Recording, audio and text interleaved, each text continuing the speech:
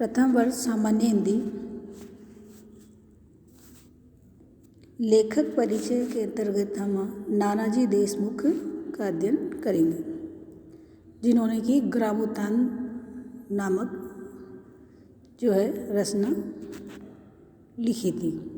महाराष्ट्र राज्य के जाने माने समाजसेवी नानाजी देशमुख भारतीय राजनीति के वे एक प्रखर व्यक्तित्व हैं। वे राष्ट्रीय स्वयंसेवक संघ के विभिन्न पदों पर कार्य कर चुके हैं तथा भाजपा नेता के रूप में भी अग्रणीय नेताओं में रहे हैं। लंबे राजनीतिक जीवन के बावजूद नानी के मन में यह कसक रह गई कि देश के गांवों का अपेक्षित विकास नहीं हो पाया, इसलिए उन्होंने राजनीति छोड़कर गांव में कार्य करने का बीड़ा उठाया। वे चित्रकूट के आसपास ग्रामीण क्षेत्र में काम कर रहे हैं। अपने अनुभवों को वे लिपिबद्ध भी करते हैं और सरल शब्दों में व्यक्त कर पाठकों तक पहुंचाते हैं।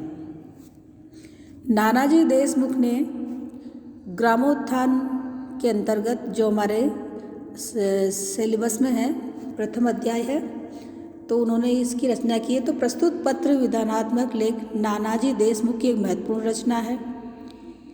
लेखक ने ग्रामीण जीवन से जुड़ी समस्याओं का निराकरण करने के लिए अपने आप को सक्रिय राजनीति से अलग किया, अर्थात नानाजी देशमुख थे, उन्होंने जो सक्रिय राजनीति थी उससे अपने आप को अलग कर लिया और चित्रकूट के आसपास के ग्रामीण क्षेत्र में काम करना प्रारंभ कर दिया।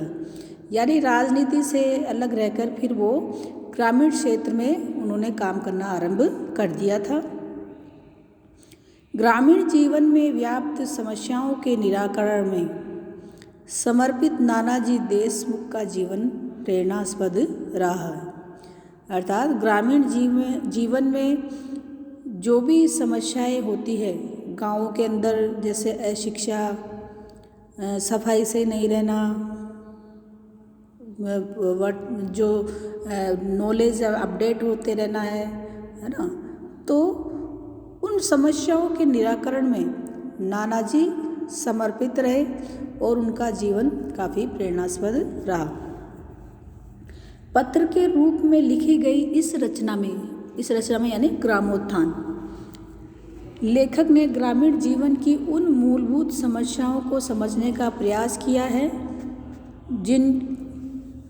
जिनकी वजह से ग्रामीण पिछड़ते रहते हैं। जैसा कि मैंने बताया है, शिक्षा, बेरोजगारी जो है, इनकी वजह से ग्रामीण लोग पिछड़े रहते हैं। इन्हीं समस्याओं में एक समस्या गांव वालों में व्याप्त मुकदमेबाजी की भी है। मुकदमेबाजी में क्या है, गांव वाले एक तरह से फंसते चले जाते हैं, वो इससे बाहर नहीं आ पाते हैं। मुकदमेबाजी की वजह से वो अपने जो दैनिक कार्य है वो भी संपन्न नहीं कर पाते, उसी में उलझ जाते हैं। तो खेती बाड़ी है, जो रोज़मर्रा के कार्य है वो संपादित नहीं कर पाते। नानाजी देशमुख इस समस्या से ग्रामीण जीवन को मुक्त करने पर उन्होंने बल दिया है।